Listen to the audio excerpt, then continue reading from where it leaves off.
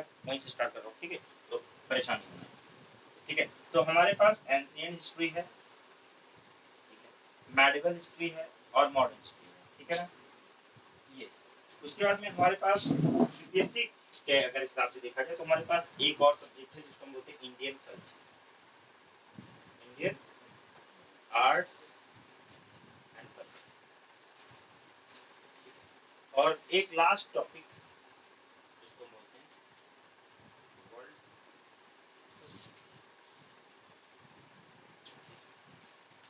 तो world history, अब हम इसको ये देखते हैं कि हम इसको कहाँ पढ़ने जा रहे हैं, ठीक है, कहाँ पे हमें इसकी रिक्वायरमेंट है, कहाँ हम इसको पढ़ना है, ठीक है। तो एंशिएंट हिस्ट्री का जो सिलेबस है ये एंशिएंट, मेडिवल और modern, GS paper 1, GS paper 1, GS paper 1 कौन सा जीएस पेपर 1? मेंस, किसका? मेंस एग्जाम का जीएस पेपर 1 के अंदर आपके सब्जेक्ट्स हैं हिस्ट्री,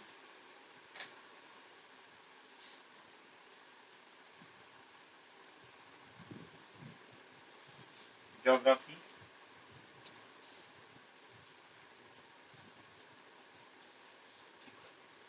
हिस्ट्री में आपका इंडियन हिस्ट्री प्लस वर्ल्ड, ठीक है, okay.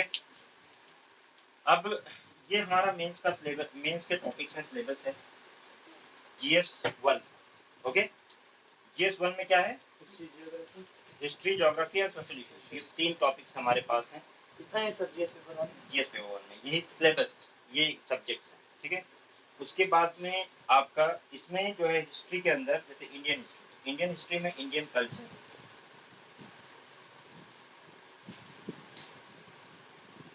Plus modern history,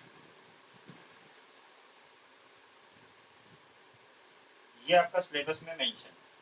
world history में 18th सेंचुरी, ठीक है, आफ्टर दैट ये मेंशन, ठीक, ये आपके सिलेबस में मेंशन है कि इंडियन कल्चर यानी इंडियन में अगर हिस्ट्री आप देखेंगे तो इंडिया में हिस्ट्री जो है वो Indian culture plus modern history mention है। यहाँ पे 18th सेंचुरी ऑनवर्ड्स, ठीक है, 18th सेंचुरी के बाद यानी इंडस्ट्रियल रिवॉल्यूशन, आपका अमेरिकन रिवॉल्यूशन वहां से स्टार्ट होगा, ओके। तो कुल मिलाकर हमारा जो है ये है कि जीएस पेपर 1 के अंदर का जो सिलेबस है वो हिस्ट्री वाला जो पार्ट है उसको हम लोग पढ़ने जा रहे हैं, फाइन, ठीक है। और जनरली ये सिलेबस वाला पार्ट है, जो सिलेबस में मेंशन है वो ये इतना मेंशन है, क्या क्या मेंशन है?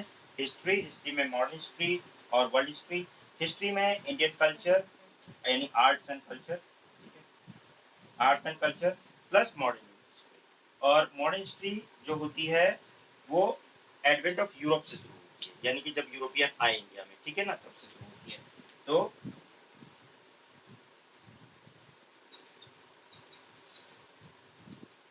यूरोप से शुरू होती है, ओके, उससे आगे की बात।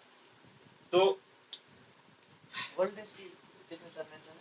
वर्ल्ड हिस्ट्री भी जीएस पेपर 1 के अंदर मेंशन है, ठीक है, हिस्ट्री वाले ही पार्ट में मेंशन है, लेकिन वर्ल्ड हिस्ट्री में सिर्फ 18th सेंचुरी हमारे यहाँ है। 18th सेंचुरी मतलब 18th century onwards, industrial revolution जब से हुआ है, ठीक है, और उसके बाद में American revolution, French revolution clearly mention है, अमेरिकन रिवॉल्यूशन, फ्रेंच रिवॉल्यूशन, ठीक है, ओके, समझ रहे हैं, Russian revolution, okay, French revolution बता दिया, अमेरिकन, फ्रेंच, रशियन, ये सारे रिवॉल्यूशन, उसके अलावा वर्ल्ड वॉर 1, वर्ल्ड वॉर 2, ठीक है ना, ओके, ये स्पेसिफिकली यही टॉपिक ही पूछे जाएंगे, ओके, बेसिक। और इसके अंदर इंडियन हिस्ट्री के अंदर आपका art and culture and modern India पूछा जाएगा, तो ये एंशिएंट तो कहीं वर्ड आया ही, है ना, एंशिएंट तो आया नहीं, और ना ही मेडिवल आया। तो एंशिएंट, मेडिवल ये दोनों हमारे सिलेबस में कहीं मेंशन है। हमारे सिलेबस में जो मेंशन है वो मॉडर्न हिस्ट्री मेंशन है, Indian art and culture mention है, एंड वर्ल्ड हिस्ट्री मेंशन है, और क्वेश्चन भी इसी हिसाब से आता है। फिर ये मेडिवल का क्या करना है, क्योंकि हिस्ट्री में तो हमारे मेडिवल और एंशिएंट दोनों लिखा रहता है, तो क्या उसको पढ़ना है या नहीं पढ़ना, ठीक है ना, दिमाग में क्वेश्चन आता है। तो आप देखिए ये हमारा पूछा जाता है कि नहीं पूछा जाता, पहला तो ये कि इंडियन हिस्ट्री में पूछा जाएगा नहीं क्या? मॉडर्न हिस्ट्री की अलग बुक होगी, इंडियन आर्ट एंड कल्चर अलग बुक होगी, सबकी अलग अलग बुक। ठीक, अभी मैं बता रहा हूँ, वही बताने जा रहा हूँ। तो ये जो है ancient history, medieval history, modern history, जब ये पूछा नहीं जाएगा तो पढ़ोगी क्योंकि सिलेबस में तो मेंशन नहीं है, लेकिन क्वेश्चन आता है। ठीक है, सिलेबस में मेंशन नहीं किया है बट क्वेश्चन पूछता है। कैसे पूछता है? आर्ट्स एंड कल्चर के फॉर्म में। किसके फॉर्म में? आर्ट्स एंड कल्चर के फॉर्म में पूछता है। और आर्ट्स एंड कल्चर के फॉर्म में ऐसे पूछता है कि एंशिएंट में कुछ आर्ट एंड कल्चर, यानी उसमें वो एडमिनिस्ट्रेशन शायद ना पूछे, कभी कभी पूछ भी लेता है, एडमिनिस्ट्रेशन के भी टर्म्स पूछ लेता है, ठीक है ना, लेकिन कम पूछता है। लेकिन आप देखेंगे कि इसका सिलेबस बहुत वास्ट हो जाएगा अगर वैसे देखेंगे। लेकिन अगर आप इस पॉइंट ऑफ व्यू से देखें कि इंडियन कल्चर पढ़ना है हमें, मॉडर्न इंडिया पढ़ना है, वर्ल्ड हिस्ट्री पढ़नी है, तो सिलेबस कम हो जाएगा। क्यों? एंशिएंट और मेडिवल पूरा गायब हो रहा है। तो एंशिएंट और मेडिवल से क्वेश्चन आते हैं, किस लेवल के क्वेश्चन आते हैं वो देखना पड़ेगा। यूपीएससी को एनालाइज करने के बाद सिर्फ सिलेबस एनालाइज करके नहीं समझेगा, यूपीएससी पेपर एनालाइज करने के बाद हमें समझ आएगा कि इसको सिर्फ एनसीईआरटी, ठीक, एनसीईआरटी लेवल तक पढ़ना, ठीक, एक रीडिंग लगानी और ज्यादा नहीं पढ़ना है, एक दो रीडिंग लगा लेनी है, पढ़ लेना है, समझ लेना, एनसीईआरटी, उससे बियॉन्ड कोई किताब पढ़ने की जरूरत नहीं है। जबकि यहाँ रखा हुआ है आपको सतीश चंद्रा रखी हुई है, ठीक है, जरूरी नहीं है, या तो वो पढ़ लो मेडिवल हिस्ट्री के लिए सतीश चंद्रा पढ़ लो, या तो एनसीईआरटी पढ़ लो, काफी एनसीईआरटी किस बेहतर। हाँ, किस क्लास से एनसीईआरटी? 12th क्लास की एनसीईआरटी है, 11th क्लास की एनसीईआरटी है। मेडिवल हिस्ट्री के नाम से ही एनसीईआरटी आती है, ओल्ड वाली मेडिवल के नाम से ही आती है, ठीक है, रखी हुई है यहाँ पे। 6th से नहीं पढ़ना है? नहीं नहीं, क्या जरूरत है भाई, जब आप देखो 6 से वो लोग पढ़ते हैं जिन लोगों को मतलब हिस्ट्री कुछ नहीं पता है या कोई कोचिंग नहीं ले रहे, एकदम बेसिक से शुरू करना है, आपको एक दो किताबें पढ़नी। जैसे मॉडर्न इंडिया की आपको एक ही एनसीईआरटी पढ़नी है, ठीक है, 50 एनसीईआरटी पढ़ने की जरूरत, बार बार वही रिपीटेशन होगा। देखो होता क्या है, जैसे 6th में बच्चा होता है तो उसको सिर्फ ये बताया जाता है कि 1857 का रिवॉल्यूशन क्या था, रानी लक्ष्मीबाई थी, ये थी, वो थी, दो चार कैरेक्टर नाम याद करा दिए, काम खत्म, डिटेल्स की बात, डिटेल बात नहीं की। फिर वही चीज पढ़ाएंगे किसमें, 8 में थोड़ा और ऐड करेंगे उसमें, फिर 12th में पढ़ाएंगे, फिर वही बात म्यूटनी, वही थोड़ा सा और ऐड कर देंगे। सो बेसिकली बार बार वही गलत करेंगे। तो आपका क्योंकि लेवल इतना हो चुका है कि अगर आप डायरेक्टली हायर क्लास की एनसीईआरटी, हायर क्लास की जो अवेलेबल है, बेसिक्स आपके मैं बना दूंगा, उसकी टेंशन नहीं, हायर क्लास की जो एनसीईआरटी है उसको पढ़ लो, काम हो जाएगा, ठीक है ना। तो आपको सारी 6 से लेकर 12th की सारी एनसीईआरटी नहीं पढ़नी, ठीक है ना, आपको 12th क्लास की एनसीईआरटी पढ़ ली, 12th क्लास की मेडिवल पढ़, मतलब 12th 11th में मेडिवल भी आ जाता है, पढ़ लिया, एनसीईआरटी पढ़ लिया, काफी है, ठीक है ना। आपके पास एनसीईआरटी की मिलती है, मैं दिखा दे दूंगा आपको, एनसीईआरटी और मेडिवल की क्या पढ़नी है, सिर्फ एनसीईआरटी, ठीक है। और अगर एकदम आपका बेसिक नहीं है तो आप एनसीईआरटी 6 की भी पढ़ लो, आपका मन कर रहा है तो, मजा आ रहा है तो पढ़ लो, मुझे कोई दिक्कत नहीं है, ठीक है, नहीं तो इतना एनफ। एनसीईआरटी से बियॉन्ड नहीं जाना है। देखो कुछ लोग ना बहुत सारी किताबें रेफरेंस बुक उठा लेते हैं इसलिए, तो अपना टाइम खराब करना है, ठीक है। एनसीईआरटी के बियॉन्ड नहीं जाना है और एनसीईआरटी से बाहर पूछेगा नहीं जल्दी, ठीक है ना, उसी में है, बार बार उसी को रिवाइज करो, उसी में से कुछ ना कुछ आ जाएगा, ठीक। तो ये तो एनसीईआरटी है, आपका काम हल्का हो गया। एनसीईआरटी पढ़ने में कितना टाइम लगता है? बहुत जल्दी पढ़ सकते हो, ये काम खत्म। मॉडर्न इंडिया, ये ओल्ड एनसीईआरटी है, ठीक है, ये मेन है, इसको पढ़ना है। यानी आपका 80% जो आएगा ना, मुश्किल से इसका 10% 5 to 10% क्वेश्चन मान सकते हो आप, 5 to 10, वो भी नहीं आएगा, 5 to 10 तो बहुत ज्यादा, मैंने मुश्किल से 5%, 5%, ठीक है। अगर छोड़ देंगे तो कोई छोड़ देते हैं, बहुत सारे लोग छोड़ देते हैं, ठीक है, और उसको पढ़ते नहीं है, कल्चर पढ़ते हैं, ठीक है। 80%, 70 to 80% क्वेश्चन आपको यहाँ से, 70 to 80% मॉडर्न इंडिया से, ठीक है। आपको पेपर उठा के देख लीजिए, 70 to 80% यहाँ से, एंशिएंट और मेडिवल से, ठीक है। अगर आप उसमें देखेंगे, इसमें तो 2 क्वेश्चन 3 क्वेश्चन तो रहती है, मतलब आप इसमें कह सकते हैं 20 से 30% क्वेश्चन इससे, और इससे एक दो क्वेश्चन आता है, कभी आता है कभी नहीं भी आता है, एक क्वेश्चन आ जाता है, 1 से 2 क्वेश्चन, तो 1 मेंस के अंदर 1 से 2 क्वेश्चन, ठीक है, प्री में तो है नहीं, तो मेंस के अंदर 1 to 2 क्वेश्चन कभी पूछ लिया, कभी कभी नहीं भी पूछता है, ठीक है ना। सो तो हाँ, 1 to 2 क्वेश्चन, ठीक है, कभी कभी एक क्वेश्चन पूछता है, कभी कभी नहीं भी पूछता है, तो लेकिन ये 3 हमको पढ़ने, ठीक, आपको पढ़ना क्या है सबसे ज्यादा, अब आप मुझे खुद बताओ, सबसे ज्यादा क्या पढ़ना है? मॉडर्न हिस्ट्री, है ना, क्योंकि यही वो पार्ट है और ये सिलेबस का कितना है, सिलेबस का अगर देखा जाएगा तो ये less than 20%, less than 20% syllabus का। क्योंकि अगर आप इस सबको मिलाओगे तो ये सब बहुत भारी पड़ जाएंगे अगर सारा पढ़ोगे तो। लेकिन ये वो 20% एरिया है जिसको हमने आइडेंटिफाई किया, जिससे कितने परसेंट क्वेश्चन पूछता है, फोकस का होना चाहिए। उसके बाद फिर क्या फोकस होना चाहिए, उसके बाद क्या होना चाहिए, सबसे पहले इसमें भी पढ़ना हमें क्या है, एनसीआर। ये आप खुद भी रीडिंग कर सकते हो, मेरे साथ साथ में कवर करूंगा भी एनसीआर, तो उसमें कोई टेंशन नहीं, आप खुद भी रीडिंग लिख लगाओ। एनसीआर ये एनसीआर की है, ओल्ड एनसीआर है, ठीक है ना, ओल्ड एनसीआर का ही, क्योंकि ओल्ड एनसीआर अब मिलती नहीं जल्दी, तो इन्होंने एक ये कोई ओरिएंटल ब्लैकस्टोन पब्लिकेशन है ना, उसने वही सेम एनसीआर को ही ऐसे पतली सी बुक में छाप दिया है, विपिन चंद्रा ने इसको लिखी है, ठीक है ना। एक ये है, ये आपको पढ़नी है, क्या है, पढ़नी, ओके। उसके बाद जब ये कंप्लीट हो जाएगी, इसके साथ मतलब ये आपकी रीडिंग लगानी है, मेरी मैं पढ़ाऊंगा, लेक्चर अटेंड करने के बाद जो टॉपिक पढ़ाऊंगा उसको इससे जाके पढ़ना है, प्लस मैं जो स्लाइड दूंगा उससे पढ़ना है, यानी मैं लेक्चर दूंगा, उसके नोट्स दूंगा, स्लाइड्स दूंगा, उसको तो पढ़ना है क्लास में, लेक्चर में पूरा समझ लिया, रेफरेंस के लिए जाके इसको पढ़ना है, मतलब पहले एनसीईआरटी पढ़ना है, एनसीईआरटी पढ़ने के बाद स्पेक्ट्रम चाहिए वाली वो जो भी आपके पास हो, ये सेम बुक है, बस ये वो क्या नाम है, कवर चेंज है, तो ये बुक आपको पढ़नी है, ठीक है। जो मैं टॉपिक पढ़ाऊंगा वो सब कुछ नहीं। एक काम करो, वहां से इंडियन इंडिपेंडेंस समझ में, ये समझ में आ गया कि क्या लानी है और क्या नहीं लानी है। ये देखो, ये देखो भाई, ये बुक है, मोटी सी लग रही है, कौन, इंडियन इंडिपेंडेंस स्ट्रगल, ये भी मॉडर्न इंडिया की किताब है, लेकिन इसको आपको नहीं पढ़ना है, ठीक है। क्यों नहीं पढ़ना है, क्योंकि मैंने पढ़ी, मैंने सब पढ़ी, ठीक है। तो क्यों नहीं पढ़ना है, क्योंकि ये मिसलीडिंग है। मिसलीडिंग क्या, इसमें बहुत कुछ है, लेकिन आपका टाइम बहुत ले लेगी, और आपका यानी इतना पढ़ने के बाद भी आपको इतना सा रिजल्ट मिलना है इससे, वो कंटेंट में खुद पढ़ा दूंगा, वो मैंने मार्क कर रखे हैं, आपको क्या क्या मुझे बताना है वो सब इसमें मार्क है, क्या है मुझे रटा हुआ है, तो मैं आपको बता दूंगा। तो आपको क्लास में, लेक्चर में जितना इसमें कंटेंट है, ड्रग्स है, वो मिल जाएगा, तो आपको इसको पढ़ने की जरूरत नहीं।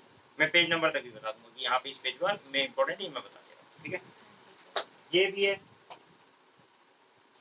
इंडिया सिंस इंडिपेंडेंस, ये भी आपको नहीं पढ़नी, ठीक है। ये मैं इसमें जो कंटेंट है, जो जरूरी चीजें मैं बताऊँ, ठीक है।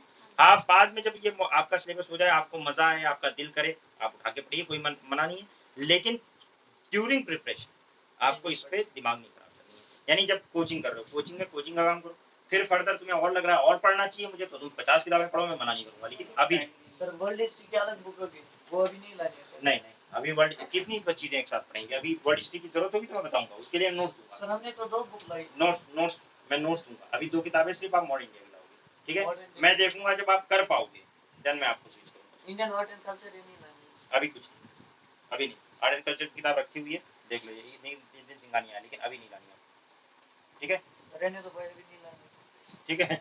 ये लानी नहीं, रखी हुई है, जरूरत होगी मैं बताऊंगा तब लाना है, ठीक है। अभी आपको सिर्फ फोकस क्या होगा, मॉडर्न, ठीक है। मॉडर्न इंडिया ये आप मंगवा लो, कौन सी 2 किताबें लानी है, स्पेक्ट्रम एंड विपिन चंद्रा, विपिन चंद्रा कह लो उसको, ठीक है, एनसीईआरटी है वो, विपिन चंद्रा जो है एनसीईआरटी वाली, क्यों विपिन चंद्रा के नाम पे ये दे देते हैं लोग, इंडियन इंडिपेंडेंस स्ट्रगल, ये मोटा वाला, ये नहीं लेना, इसलिए मैंने दिखा दिया, क्योंकि जब विपिन चंद्रा बोलोगे तो वो उठा के वो देने लगेंगे, तो वो नहीं लेना, ठीक है। पहले आपको एनसीईआरटी पढ़ लेना है, जब आपको वो कॉन्सेप्ट एकदम टाइट हो जाए, उसमें लगे कि हाँ भाई अब मेरा काम हो गया, मुझे आ गया, मुझे सब समझ में आने लगा है, ठीक है। मॉडर्न इंडिया में ये 20% सिलेबस आ गया, जिससे 80% क्वेश्चन आती है, ये मुझे बहुत अच्छे से आ गया, उसके बाद में फिर आप स्पेक्ट्रम पढ़ना, स्पेक्ट्रम मॉडर्न में बहुत काम, मेंस में बहुत काम, ठीक है ना। तो मेंस साथ साथ में साइमल्टेनियसली मैं बताऊंगा पढ़ना है स्पेक्ट्रम, ठीक है ना। लेकिन पहले मेरी स्लाइड्स पढ़नी, मेरा लेक्चर सुनना है, मेरा लेक्चर सुनने से पहले बुक मत पढ़नी चाहिए। लेक्चर सुनने से पहले अगर तुमने बुक पढ़ी तो अपना टाइम, एनर्जी सब वेस्ट हो गया, और समझ में कुछ नहीं आएगा। लेक्चर सुनने के बाद चाहे एनसीईआरटी पढ़ो चाहे स्पेक्ट्रम पढ़ो, सब समझ, ठीक है। तो ये है आपका मॉडर्न इंडिया का पहले लेक्चर होगा, उसके बाद अब बात आती है वर्ल्ड हिस्ट्री, मैंने बता दिया आपको, ये बता दिया सारा, इसमें एनसीईआरटी बता दिया। अब ये जो आपका आर्ट एंड कल्चर, इसमें इतनी सिंगानिया भी है और भी किताबें हैं, लेकिन अभी उसको होल्ड पे रखते हैं, ठीक है ना। वर्ल्ड हिस्ट्री की बहुत ही प्रिसाइज पढ़ना है, बहुत ज़्यादा है, लेकिन हमें पढ़ना कम है, तो उसके लिए मैं नोट्स दूंगा आपको, वो ही पढ़ना है, काम हो जाएगा, ठीक है। और वो नोट्स मोर देन सफिशिएंट है, उससे ज़्यादा कुछ करनी है इसके लिए, ठीक है ना। तो अननेसेसरी अपने ऊपर बर्डन नहीं लेना है। जिस नोट्स दे रहा हूँ कि भाई इसके आपके स्लाइड्स और नोट्स काम हो जाएगा, so you take the slides and notes and उसी से काम कर लीजिए, आपको फर्दर कुछ और करने की जरूरत नहीं है। बात समझ में आ गई। सिलेबस को हमने कितना शॉर्ट कर दिया, कट शॉर्ट कर दिया, कहाँ तक पहुंचा दिया हमने सिलेबस को, है भाई, हमने सिलेबस को पहुंचा दिया क्या नाम है 20%, है ना। बहुत सारा सिलेबस दिख रहा था। अब आप मुझे थ्योरी में इन उसमें बताएंगे हमें पढ़ना क्या है, क्या करना है। मैं स्टेप बता रहा हूँ। पहले तो मैं स्लाइड्स दूंगा आपको और मैं लेक्चर दूंगा। सबसे पहला काम है लेक्चर अटेंड करना। उससे पहले कुछ भी करो कि इधर उधर कंफ्यूज हो जाओगे। लेक्चर रेगुलरली अटेंड करो, छोड़ो छोड़ो छोड़ो, लेक्चर अटेंड कर लिया, ठीक। मैं उसमें स्लाइड्स दूंगा आपको, प्रोजेक्टर चलेगा, प्रोजेक्टर से भी हो सकता है, आपको मोबाइल पे भी भेज दूंगा आपको, आपके पास स्लाइड्स होंगी। स्लाइड से, एनसीईआरटी से, स्पेक्ट्रम से, मेरा लेक्चर में सारे फैक्ट सबसे मैं मिला के पढ़ाता हूँ। जो मेरा लेक्चर होता है उसमें मैं सारी चीज़ें कवर करता हूँ, जिसमें आपका स्पेक्ट्रम भी कवर हो जाएगा, आपकी एनसीईआरटी भी कवर हो जाएगी, बेसिक्स जो आपने नहीं पढ़े हैं वो सब भी कवर हो जाएगा, और इनसाइट्स भी दे दूंगा, ठीक। लेक्चर सुन लिया, आपको ओवरऑल सब करना है। अब जाओ एनसीईआरटी पढ़ो, वो टॉपिक एनसीईआरटी मतलब विपिन चंद्र, ठीक है। स्लाइड देख लो एक बार, आधा घंटा 15 मिनट जो भी है स्लाइड मैंने पढ़ाया है, जिस स्लाइड से पढ़ाया उसको जाके देख लो, ठीक है। उसके बाद आप पढ़ो उसकी एनसीईआरटी जो टॉपिक मैंने पढ़ा दिया विपिन चंद्र, टॉपिक समझ में आ गया, बढ़िया, कॉन्सेप्ट क्लियर हो गया, एक रीडिंग होगी। अब स्पेक्ट्रम उस टॉपिक, ठीक है, एकदम जबरदस्त हो गया, पढ़ लिया, ये हो गया काम। इतना जब कर लोगे ना तब दूसरे सब्जेक्ट की बात, ठीक है। इससे क्या हुआ, आपका 3 रीडिंग हो गई एक साथ, और जो गैप्स एनसीईआरटी में रह गए, लेक्चर में रह गए, जैसे लेक्चर में रहते नहीं फिर भी रह गए, वो आपको कहाँ से, क्योंकि फैक्ट में याद करवाने तो नहीं बैठूंगा, आपको कंटेंट तो पढ़ाऊंगा, तो आपका वो स्पेक्ट्रम कवर कर देगा, ठीक है। और फिर हम जब जिस टाइम क्लास कर रहे हो तो उस टाइम में क्वेश्चन भी सॉल्व करते हैं। क्या करते हैं, क्वेश्चन भी सॉल्व। तो क्वेश्चन से जैसे मैंने आपसे पढ़ाया, साथ साथ में क्वेश्चन भी आ गए, तो आपका स्लाइड में क्वेश्चन भी है, बहुत क्वेश्चन, ठीक है ना। मैंने बहुत क्वेश्चन डाले और इस बार और ऐड कर दूंगा उसमें, 1000-1500 क्वेश्चन और ऐड कर दूंगा। तो क्वेश्चन जो है मैंने उसमें बहुत डाल रखे हैं, राइट। पहले ही उसमें बहुत क्वेश्चन है ऑलरेडी, हर टॉपिक जितने टॉपिक पढ़ेंगे उसके प्रीवियस ईयर के क्वेश्चन भी हैं और वैसे भी मॉक क्वेश्चन भी हैं, तो उसमें आपको वैसे ही तैयार हो जाएगा। फर्दर मैं और उसमें क्वेश्चन ऐड कर दूंगा जो करंट ईयर में आए हुए हैं, तो आपके पास ड्यूरिंग प्रिपरेशन आपके पास दुनिया भर के क्या हो जाएंगे, कंटेंट हो जाएंगे, दुनिया भर का तैयारी आपकी साथ साथ हो जाएगी। ध्यान ये रखना है, ये नहीं सोचना है कि जब लेक्चर खत्म हो जाएगा तब मैं पढ़ना शुरू करूंगा, दोबारा से पढ़ूंगा, इस बात को बिल्कुल गलती नहीं करना है। मेरे साथ साथ पढ़ना है, पैरेलल, थोड़ा पीछे रह सकते हो लेकिन ज्यादा पीछे नहीं रह सकते। ये मत सोचो कि सर ने पढ़ा दिया एक बार मैं सारा देख लेता हूँ फिर पढ़ना शुरू करूंगा, नहीं, आपको मेरे साथ पढ़ना, डेली का होमवर्क डेली करना है, ठीक है। आज होमवर्क दिया तो आज करना है, कल होमवर्क दिया तो कल करना है, ठीक। बात समझ में आ गई। अब बात आती है कि देखिए भाई हमारा कहानी जो है वो ये है कि हमारा देश, ये भारत, इंडिया, एकदम मैप,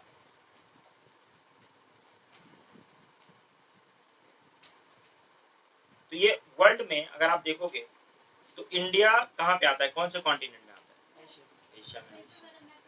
कहाँ पे, रोल बना के प्लास्टिक वाला ये वाला, जी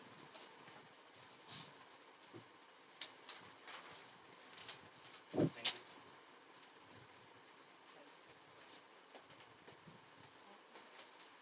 मैग्नेट वही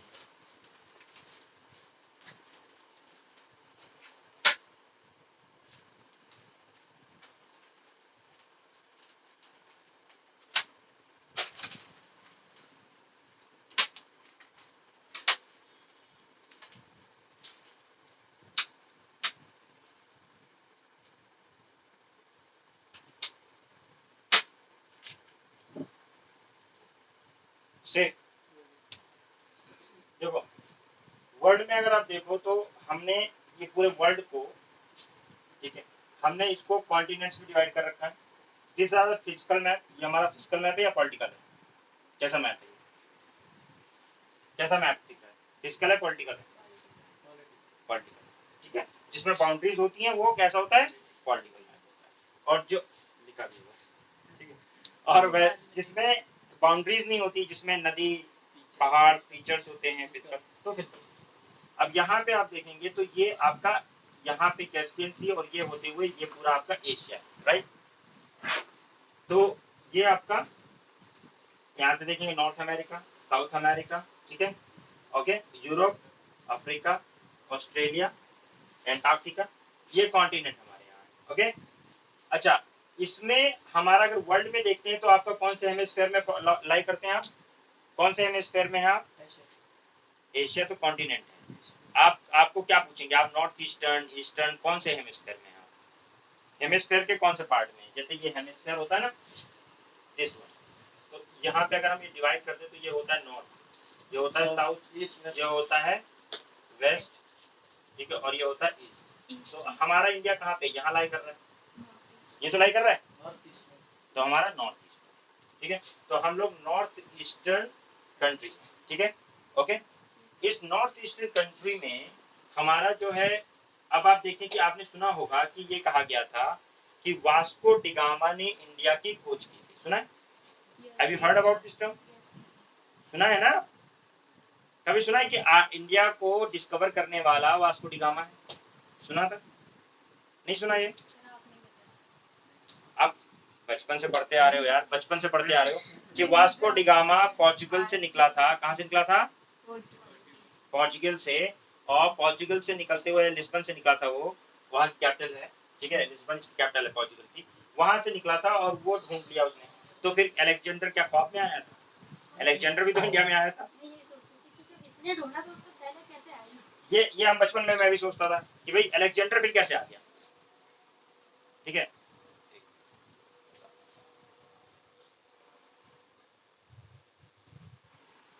चलिए, तो यहाँ से हमने सुना कि अलेक्जेंडर भी आया था और लोग भी आए थे, देखो तो उन लोगों के पास एक्चुअल में ये यूरोप है, ये आपको दिख रहा है, ये यूरोप है, दिस वन इज यूरोप, ठीक है, ओके।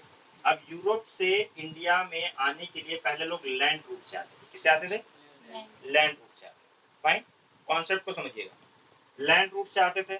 मोहम्मद बिन कासिम वास्को डी गामा से बहुत पहले आया था, ठीक है, मुस्लिम्स बहुत पहले आए हैं, वो कहाँ से आए हैं, टर्की, कहाँ, यूरोप से जुड़ा हुआ, यहाँ से सब आए हैं ना, इधर अरबिया से आए हैं, तो इनको पहले से इंडिया पता था, ऐसा तो था नहीं कि नया इंडिया कोई खोजा है उन्होंने, नहीं। अब दिक्कत क्या हुई कि यहाँ पे ऑटोमन एम्पायर था, क्या था, ऑटोमन एम्पायर। ऑटोमन एम्पायर कौन है, मुस्लिम एम्पायर है, मुस्लिम कैलिफत खिलाफत हुआ करती थी, तो उनका यहाँ पे इस पूरे रीजन पे उनका राज चल रहा था, किसका, अफ्रीका में, इधर अल्जीरिया वगैरह, इधर पूरा ये ऑटोमन एम्पायर, ठीक। अब ऑटोमन एम्पायर जो है, यानी अगर इन लोगों को कुछ बिजनेस करना होता है यूरोपियंस को, तो वो अगर इंडिया से बिजनेस करना होता तो कौन से रूट से आना पड़ता, ऑटोमन एम्पायर से होकर आना पड़ता ना। यहाँ तक कि स्पेन पे भी, यहाँ स्पेन है, स्पेन पे भी किसका राज था, मुस्लिम्स का राज था। तो अब इनको यार मेडिटेन सी होते हुए आते, फिर इधर से आते, कहीं से भी आना आते, तो इनको इधर से आना होता इंडिया में, तो इनको लैंड से आते तो जरूर ऑटोमन एम्पायर से आते, तो उनको भाई ऑटोमन एम्पायर के इन्फ्लुएंस में रहते, जब चाहते तो उनसे वो रोक सकते थे, टैक्स ले सकते थे, कुछ भी कर सकते थे। अब ये क्रिश्चियन थे, कौन, लिस्बन वगैरह वाले, ये वास्को डी गामा वगैरह, और ये मुस्लिम, और मुस्लिम और क्रिश्चियन की बड़ी जंग चल रही है, आपको पता है, बहुत सारे क्रूसेडर्स हुए हैं, बहुत सारे क्रूसेड हुए हैं, ठीक है ना। तो इस रूट को जब चाहते मुसलमान क्रूसेड होता बंद कर देते, इनसे यहाँ से ये नहीं आ पाते, एक्सेस रोक देते, यहाँ से बिजनेस नहीं कर पाते। तो उसमें यहाँ पे एक होड़ चालू हुई कि इंडिया का कोई और सी रोड, कुछ और रूट खोजा जाए जहाँ से इंडिया हम बिना किसी इन्फ्लुएंस के, बिना किसी ऑटोमन एम्पायर के इन्फ्लुएंस के पहुंच सके। वास्को डी गामा चला यहाँ से, पोर्चुगल यहाँ लिस्बन है, ये घूमता घामता यहाँ पहुंचा, ये केप ऑफ गुड होप, ये क्या है, साउथ अफ्रीका, क्या है, साउथ अफ्रीका, यहाँ पहुंचा, और यहाँ पहुंचने के बाद इसको लगा कि मैं इंडिया में आ गया। यहाँ पे एक व्यापारी बिजनेसमैन हुआ करता था, अब्दुल मजीद, क्या नाम था, अब्दुल मजीद। ये मोस्ट बुक्स, बहुत सारी बुक्स में मेंशन है, बहुत ऑथेंटिक नहीं कह सकते हैं लेकिन मेंशन, यहाँ पे अब्दुल मजीद। फिर अब्दुल मजीद उसको यहाँ से लेता हुआ ये कैलिकट में आया, कहाँ पे आया, कैलिकट, और कैलिकट में वहां का रूलर का नाम था ज़ैमोरिन, क्या नाम था, तो ज़ैमोरिन ने 1498, ठीक है। जब ये आया है तो उसको वहां पहुंचा है कैलिकट में, वहां का राजा जैमोरिन ने इसका स्वागत किया कि भाई आओ हमारे यहाँ बिजनेस करो।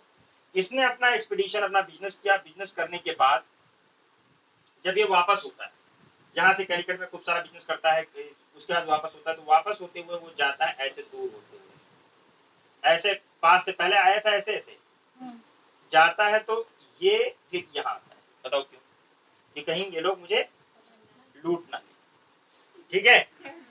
वो बहुत, यानी उसका जितना खर्चा था उससे कहीं ज्यादा पैसा कमाकर वो लेकर गया था।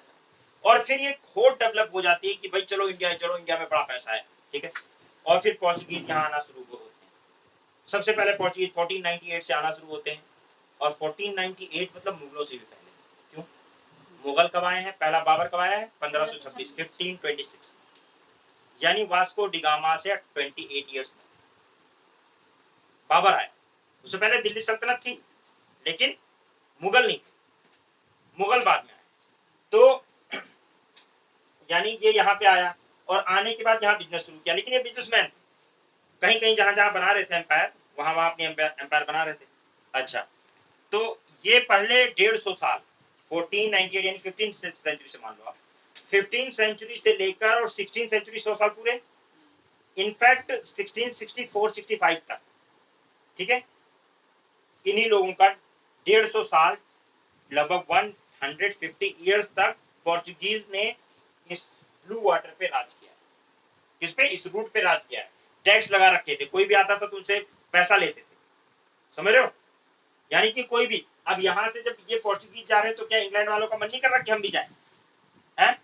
वो भी सी रूट से जाएं। अरे धीरे धीरे पता तो लगा ही लेंगे, लेकिन 150 साल तक इन लोगों ने इनको इधर से ठीक से आने नहीं दिया, इनको पढ़ने नहीं दिया। लेकिन 1600 सेंचुरी में, यानी 100 साल बाद, इन ब्रिटिशर्स यहाँ आए। कौन आया? 1600 सेंचुरी में कौन आया? ब्रिटिशर्स। ब्रिटिशर्स आए पहले वहां, पहले तो ये लैंड रूट से भेजा गया था, बाद में फिर धीरे धीरे करके ये सी रूट से ये आना शुरू हुए यहाँ से, ठीक। जहांगीर के दरबार में आए, जहांगीर थे उस टाइम, अंग्रेज जब आए हैं तब जहांगीर का राज था, ठीक है ना, अकबर का बेटा जहांगीर, ठीक है, उससे फरमान लिया है, ठीक है। यानी बाबर, हुमायूं, अकबर खत्म, जहांगीर आए तब ये आए हैं। उसके बाद फिर क्या हुआ? ब्रिटिशर्स ने लगभग कितने 1600 में आए हैं 1757 तक। कब तक? 57। लगभग इन्होंने भी 150 साल तक बिजनेस ही किया है। थोड़ा बहुत बदमाशी की तो औरंगजेब ने मारपीट की इनको सही कर दिया था, ठीक है ना। तो इन्होंने बिजनेस ही किया है। यहाँ डच आए हैं 1602 में। कब आए हैं? 1602 में डच आए हैं। डच जब आए हैं तो उन्होंने भी, डच कौन? नेदरलैंड वाले। यहाँ पे नेदरलैंड वालों को डच कहा जाता है, ठीक है। नीदरलैंड वाले डच आए थे, और वो जब आए हैं तो उन्होंने 1602 में उन्होंने भी थोड़ा बहुत बिजनेस किया, फिर वो निकल गए इधर इंडोनेशिया की। उन्होंने थोड़ा बहुत वॉर होगा, मैं आपको बताऊंगा उसको। इसके बाद में फ्रेंच आए। सबसे लास्ट में कौन आए? 1664। कब आए? सबसे लेट, सबसे लास्ट में कौन आए? फ्रेंच। अब वो 1664 में आए हैं फ्रेंच। यहाँ से ये फ्रेंच है, ये फ्रांस है, ये पोर्चुगल है, ये नीदरलैंड है, और डेनिश, डेनमार्क वाले डेनिश, डच, और डच 1616 में, सॉरी, डच 1616 में आए हैं, नीदरलैंड वाले 1616 में, डेनिश जो है, डेनिश 1602 में, नहीं, डच कौन से ईयर में आए हैं? 1602 में। 1616 में डेनिश कहाँ के हैं? डेनमार्क के। कहाँ के हैं? जो डेनमार्क कहाँ पे? यहाँ देखो, तो देखें आप, ये बहुत छोटी सी कंट्री दिखेगी आपको, ठीक है। तो डेनमार्क ये यहाँ पे, ठीक है ना, कोपेनहेगन वाला, ठीक है। तो डेनमार्क वाले को डेनिश कहते हैं। क्या बोलते हैं? डेनिश। और डच नीदरलैंड वालों को कहते हैं, ठीक है। अब ये लोग आते हैं, और कहाँ से आते हैं? ये इसी रूट से आते हैं। लेकिन डेनिश और डच ज्यादा कुछ कर नहीं पाए, थोड़ा बहुत किया।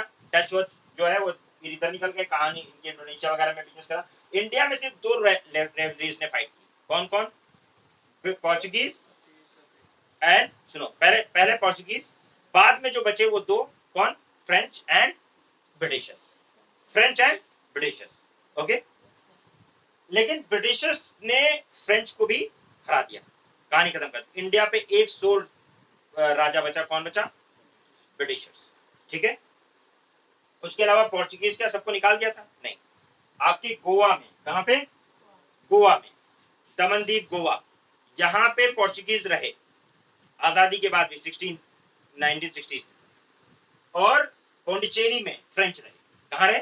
पौंडीचेरी, बस एक जगह पौंडीचेरी वाली जो माहे वाहे कैरिकल वगैरह माहे वगैरह वहां पे, यानी यहाँ पे पौंडीचेरी वाले एरिया में फ्रेंच रह गए और क्या नाम है गोवा वाले एरिया में पोर्चुगीज रह गए।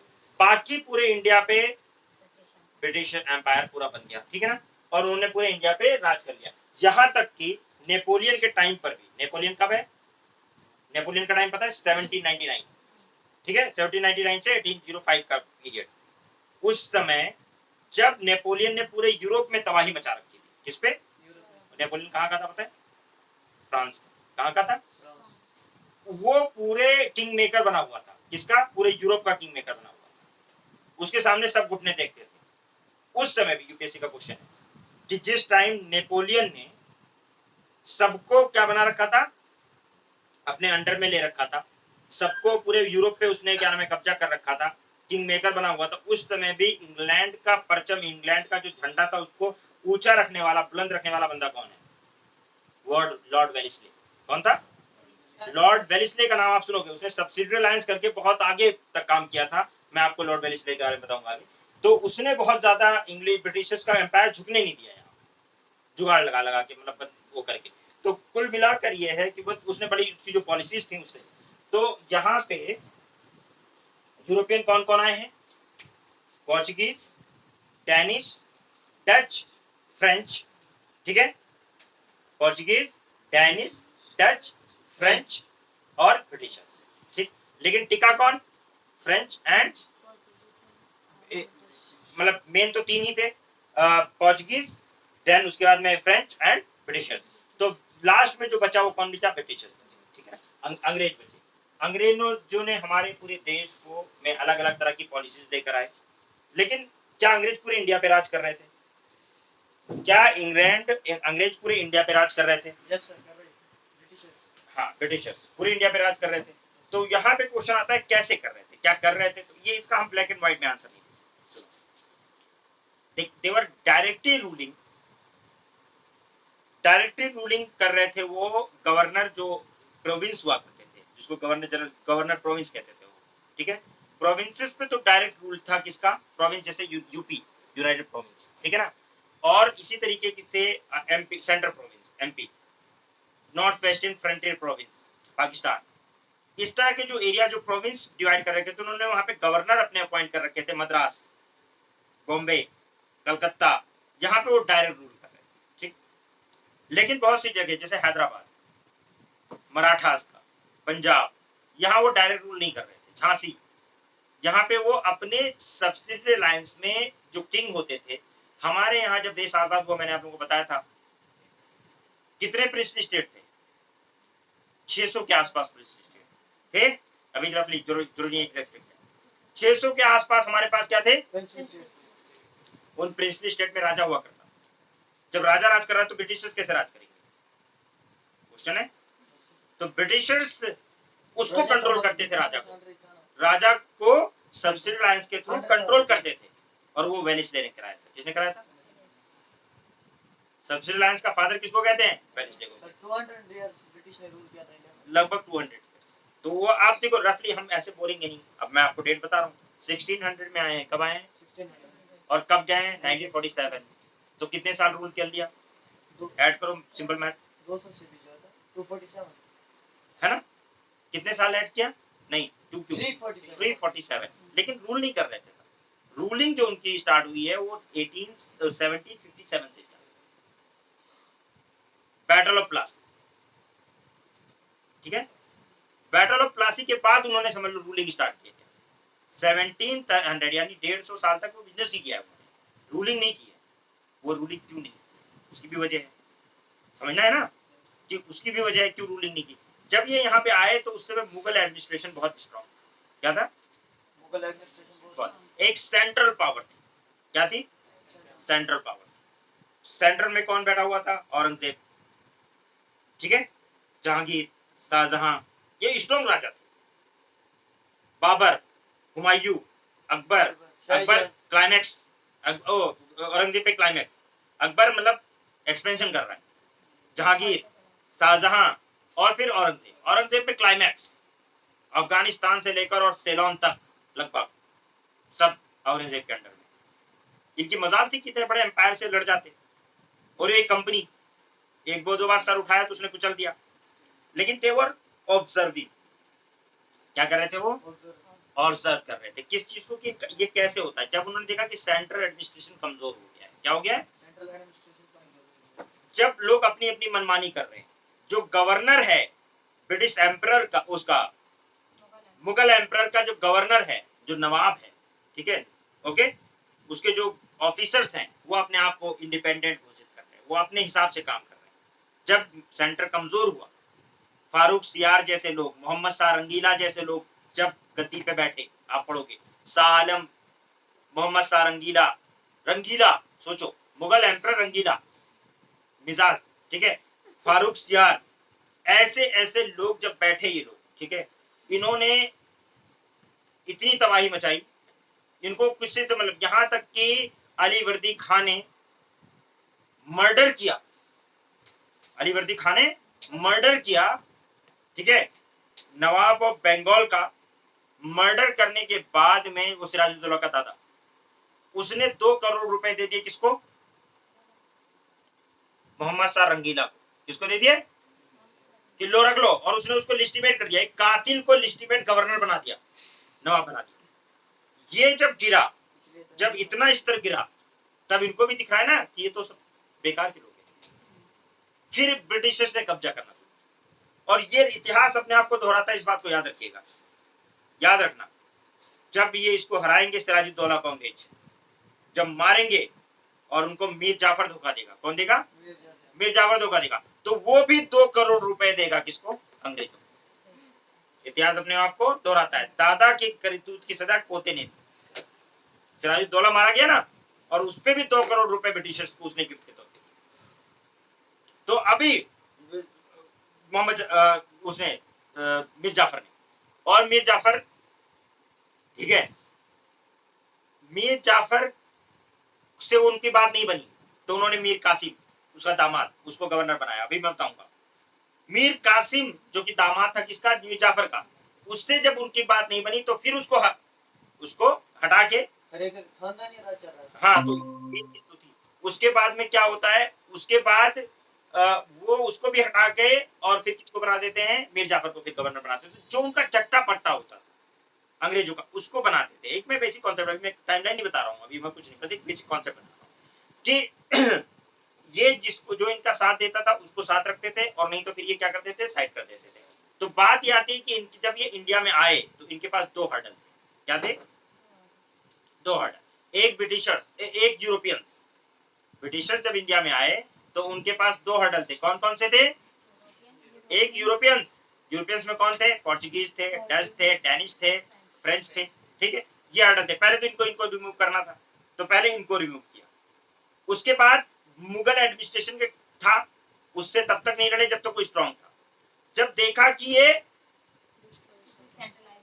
डिसेंट्रलाइज हो रहे हैं, ये अपने आप को राजा बना रहे हैं, सेंट्रल एडमिनिस्ट्रेशन सिर्फ नाम का रह गया है, एम्परर जो मुगल एम्परर है सिर्फ नाम का रह गया है, उसको सिर्फ अपनी अय्याशी करनी है, उसको सिर्फ पैसा दे दो, अय्याशी करेगा, उसको कोई मतलब नहीं है जनता के दर्द से।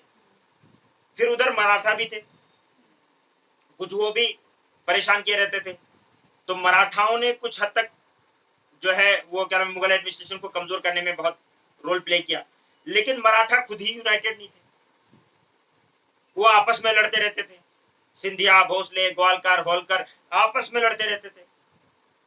तो वहां का जो राजा था उससे ज्यादा पावरफुल पेशवा हो गया। पेशवा कौन होता था, प्रधानमंत्री होता था, वो उससे ज्यादा पावरफुल हो जाता था। तो एक था कि अगर कोई सक्सेसर बन सकता था मुगलों का तो कौन बन सकता था, ये क्या नाम है, मराठा।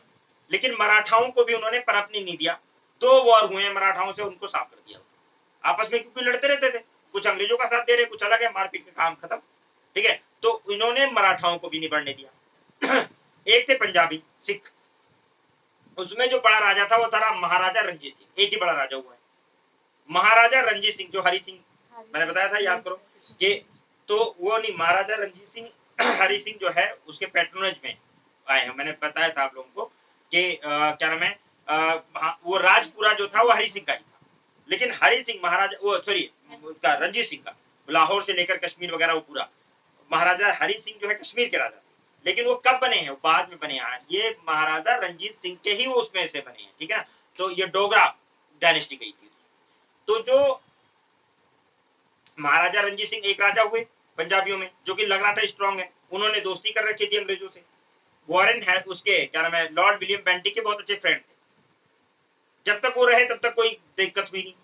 जब वो गए तो आपस में ये भी लड़ना शुरू किया। वैसे ही पंजाबी एडमिनिस्ट्रेशन जो एडमिनिस्ट्रेशन था वो भी कमजोर हो गया, और अंग्रेजों ने फिर उनको भी एक दो और किया, काम खत्म। तो पंजाबी थे उनको उड़ा दिया, मराठा थे उनको उड़ा दिया, मुस्लिम जो थे उनको पहले से डिसेंट्रलाइज थे। तो कहीं एक दो थे, जैसे हैदराबाद का निजाम था, और आपका जो है क्या नाम है वो बंगाल का बहादुर, वो क्या नाम है आपका सिराजुद्दौला, और यहाँ पे हैदर अली मैसूर में। हैदर अली मतलब टीपू सुल्तान का बाप, टीपू सुल्तान का बाप। तो इनको भी इन्होंने हरा दिया, मतलब उसमें धोखाधड़ी वो सारी बातें हम करेंगे। तो इन्होंने इनको भी मारा। सेंट्रल में कुछ है नहीं। बैटल ऑफ बक्सर सुना होगा आप लोगों ने, क्या सुना था? बैटल ऑफ प्लासी के बाद 1764 के अंदर 1764 के अंदर हुआ है बैटल ऑफ बक्सर, जिसमें मुगल एम्परर शाह आलम टू, कौन? शाह आलम टू, मीर कासिम और शुजाउद्दौला अवध का नवाब, ये तीनों मिलकर लड़े थे किससे? ब्रिटिशर्स से। उनको ब्रिटिशर्स ने हरा। अब जब मुगल एम्परर हार गया तो बचा क्या? 1664 के बाद इनका 1764 के बाद इनका पूरा स्वेप कर दिया इन्होंने कि अब इंडिया पे राज किसका है? अंग्रेज, ब्रिटिशर्स। अब जो भी कुछ कमी थी उसको सब्सिडी अलायंस ने, प्रिंसली जो छोटे मोटे राजा थे उनसे बात क्लियर किया कि हमारे अंडर में आ जाओ नहीं तो मारे जाओ, हमारे अंडर में आ जाओ नहीं तो मारे जाओ।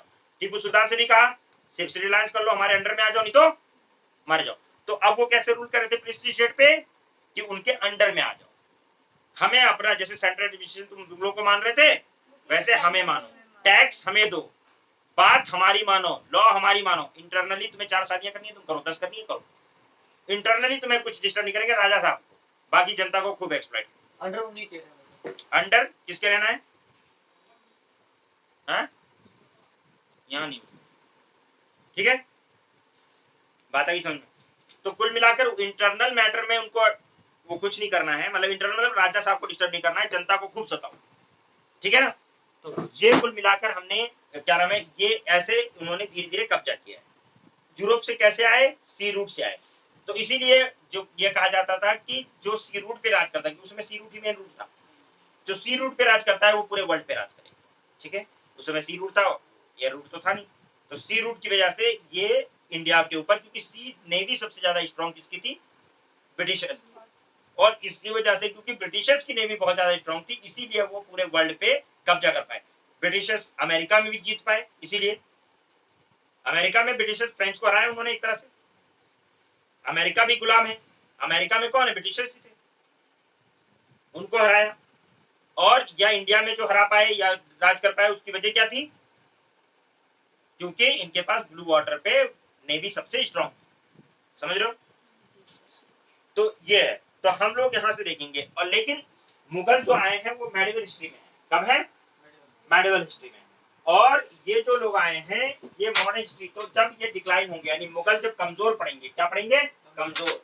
और उसके बाद आएंगे क्या नाम है आपके यहाँ पे, फिर जब मुगल कमजोर हो जाएंगे फिर ये यूरोपियंस आएंगे, और यूरोपियंस में भी धीरे धीरे वो डेवलप करेंगे, वो यहाँ के नवाबों को हराएंगे, यहाँ के एडमिनिस्ट्रेशन को समझेंगे, खुद भी डिफीट होंगे, ऐसा नहीं है, खुद भी हारेंगे, और फिर एक दिन वो अपना एडमिनिस्ट्रेशन बिठा लेंगे। आपको हिस्ट्री क्या सिखाती है?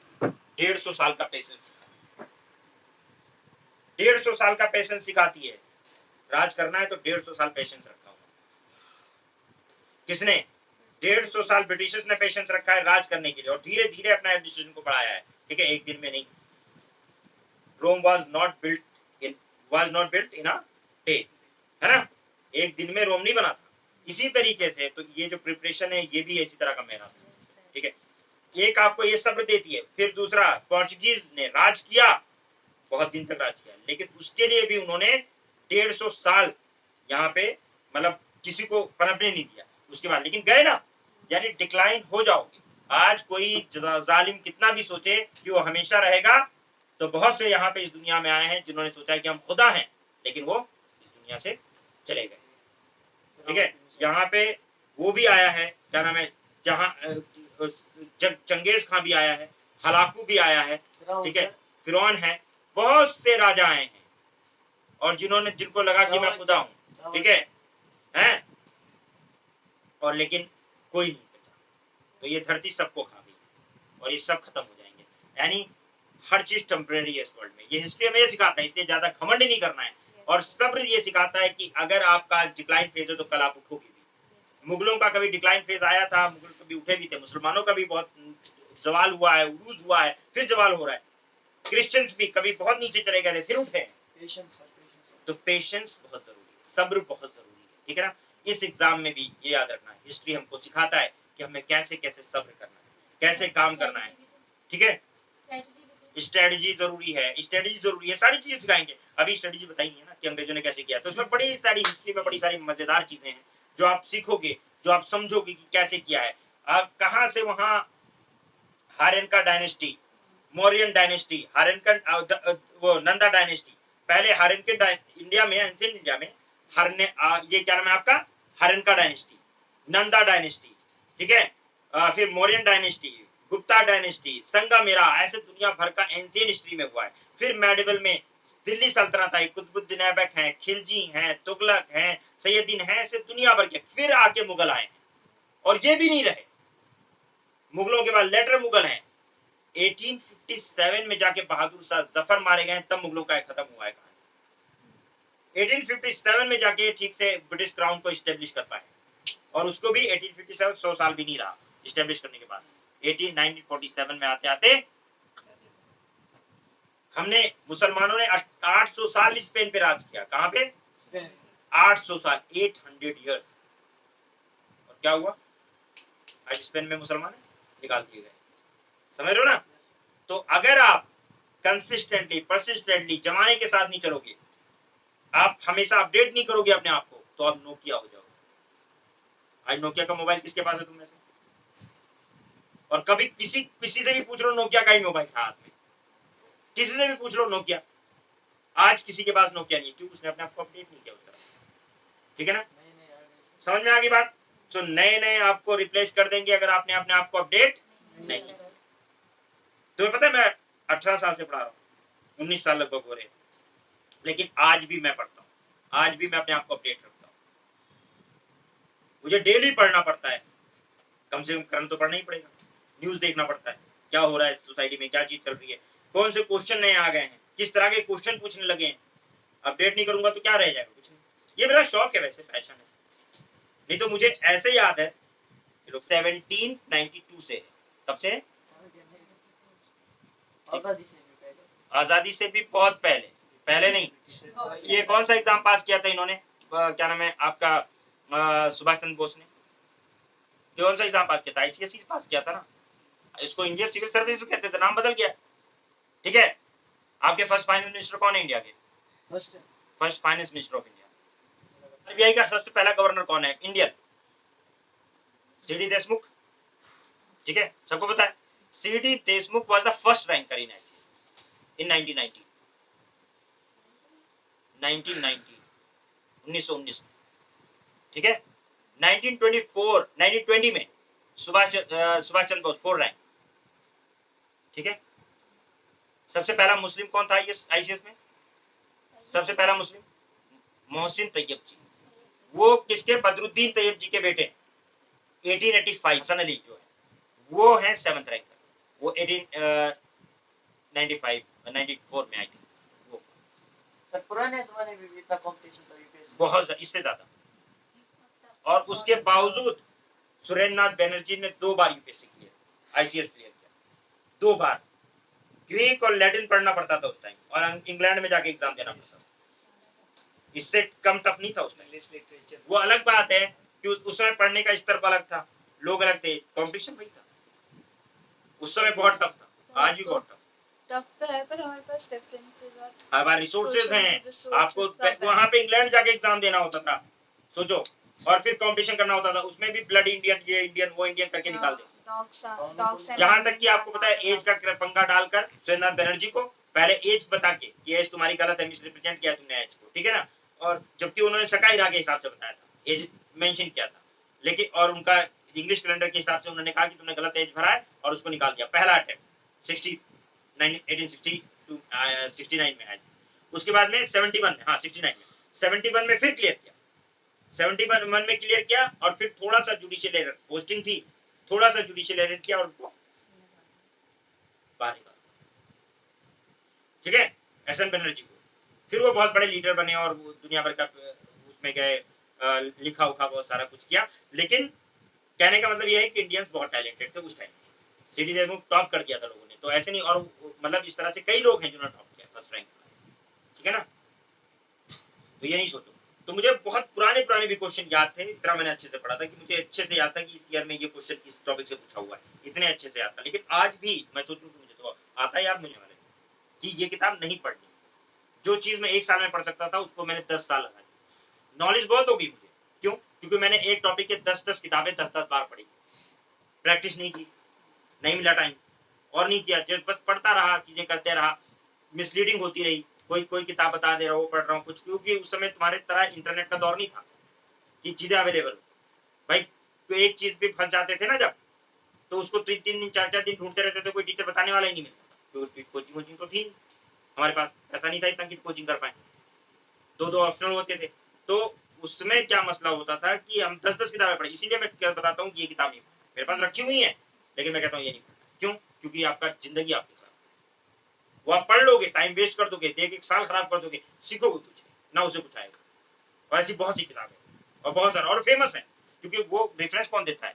वो लोग रेफरेंस दे देते हैं, जैसे कि हमारा किताब मेंशन कर दो, कर देते हैं, ये टॉपर्स की गलती है। दूसरा, कौन मेंशन कर देता है उनको किताबों को? एडवर्टीजमेंट ज्यादा होता है, तो लोगों को लगता है हाँ ये किताब बहुत अच्छी है। जो एक किताब को 10 बार पढ़ना बेटर है 10 किताबों को एक बार पढ़ने से। समझ में आई बात? ठीक है, क्लियर?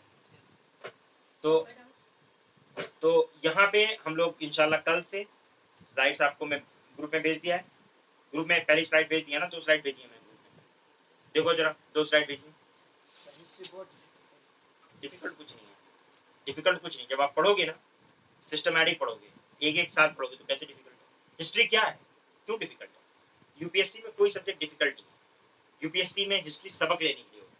जब आप ये सोच के पढ़ोगे ना कि मुझे सबक लेना है, आई हैव टू लर्न, ठीक है ना, तो कोई चीज डिफिकल्ट नहीं लगेगी। आप डिफिकल्ट समझ के पढ़ोगे तो आपको डिफिकल्ट लगेगी।